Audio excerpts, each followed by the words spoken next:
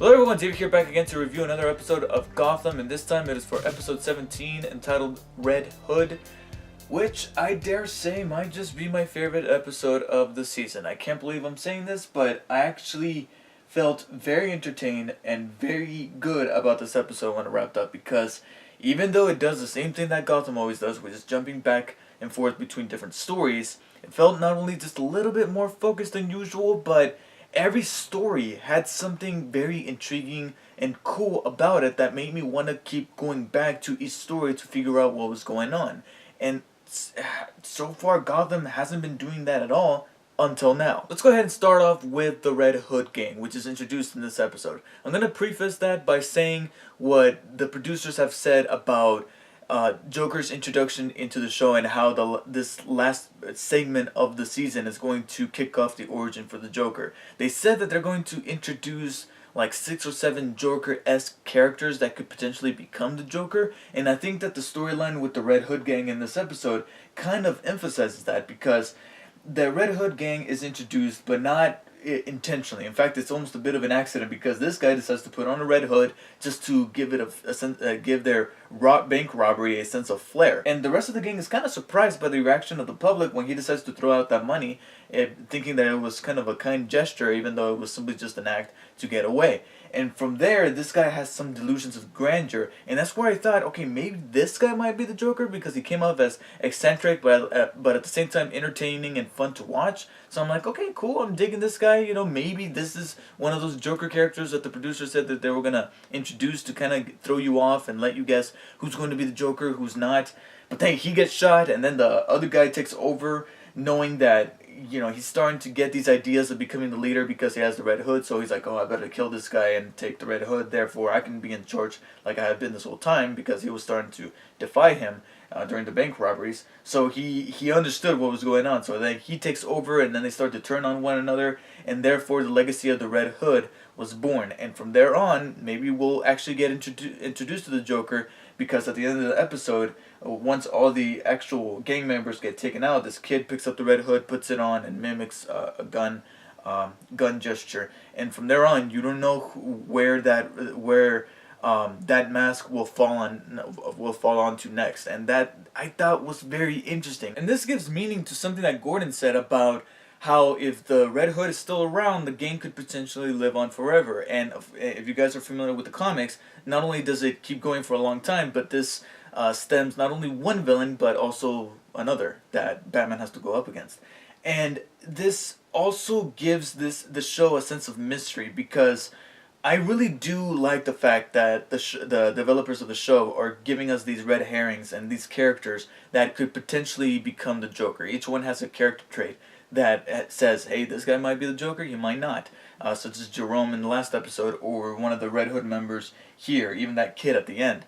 And it gives the show a sense of mystery, something that makes me want to come back and revisit the show again, even well into season 2. My only slight complaint would be Gordon himself. I feel like he's been taking a backseat in the past couple of episodes, and he hasn't been developed all that well. I mean, sure, I like his chemistry with Lee Tompkins and their dynamic relationship, but in terms of Gordon himself turning into that White Knight of Gotham for the time being before the Dark Knight himself arrives, that's been taking a bit of a slow turn, because his surroundings have become much more interesting than the character himself. From there, we jump over to Wayne Manor, where Bruce and Alfred receive an unexpected visitor named Reggie, who's actually a friend of Alfred's. He used to serve in the I believe the Air Force with him.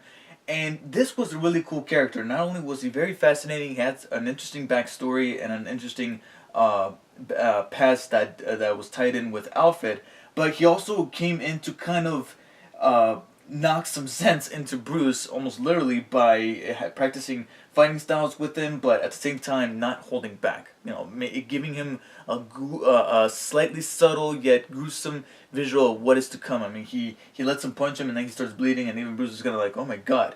But he's kind of telling him, like, this is what you're gonna have to do if you're gonna become Batman. Of course, he doesn't explicitly say that, but it's almost like he's that device to show Bruce what he needs to become in order to in order to survive if he's going to be taking that direction of becoming the Dark Knight. But I think the more fascinating part was his relationship with Alfred and their past together. Those scenes that they had with each other where they're simply just talking over a drink or in front of a fireplace were very endearing. They added some layers to Alfred, and it led to a betrayal that actually I felt for. Him stabbing Alfred was a metaphorical stab to me, because I was like, oh man, these guys, I really did feel like they went all the way back, so to have him turn on him was kind of a hefty punch, and to see Alfred in the hospital is kind of dire, even though I have an idea that Alfred's going to survive. Though this is a very different interpretation of the Batman lore from these showrunners, so who knows, you know, they're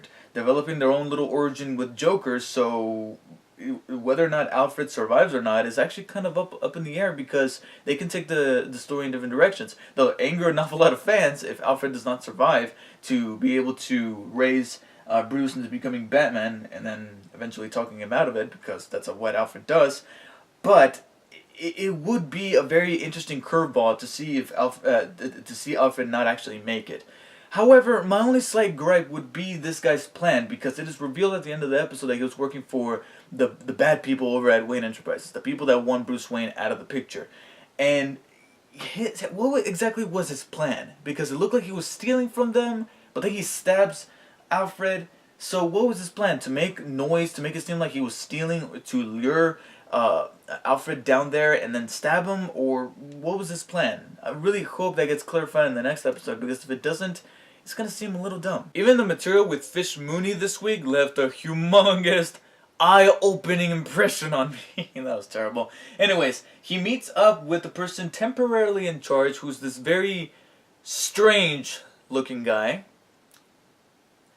And so he reveals the person who is actually in charge in a way for the time being, named Dollmaker, which is a very non-subtle name drop of the Dollmaker, which is from the comics. He's one of the more macabre Batman villains who literally tear people apart and then put them back together, hence the term Dollmaker.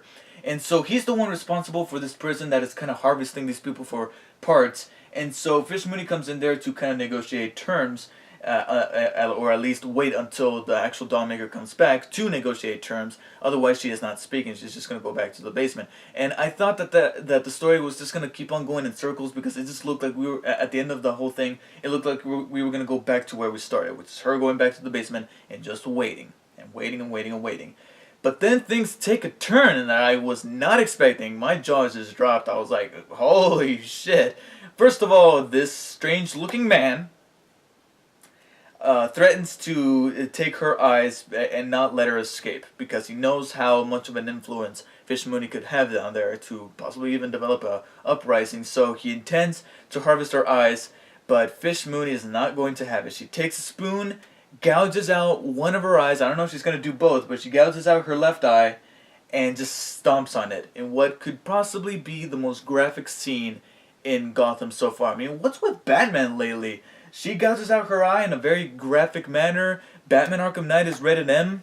Holy fucking explicit is Batman. But something that I'm hoping doesn't go unnoticed is that this, in a way, kind of added a layer of development for Fish Mooney.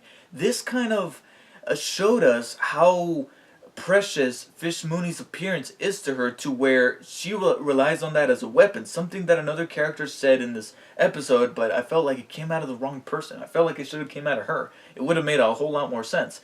But anyways, Fish depends on her appearance as a means of persuasion so much that, and she has just so much pride within herself, that she's not willing to give that up, even if it means to destroy it herself, which was kind of demonstrated in the basement, where she was willing to sacrifice that guy before letting him being taken away alive to be harvested for parts.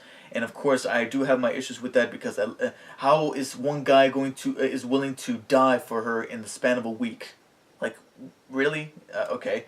But here it made a whole lot more sense, because this is Fish herself. So for her to take that drastic of a measure of not even thinking twice about gouging her eye out within that split second, I think adds a dimension to Fish Mooney that I have never seen before. And for the first time in the entire show, I actually wanted to see what happened next with her, because that was actually the last scene we got of her in the entire episode. So I was actually hoping to see her just one more time before the episode wrapped up, only to not get it. And I'm like, wow, I can't believe I actually just wished for that. There were a couple of weak spots. The material with Penguin wasn't as interesting as it usually is this time around, although I think it's kind of neat that he's developing this very uneasy partnership with Butch, because, you know, Butch was tracking him down at one point.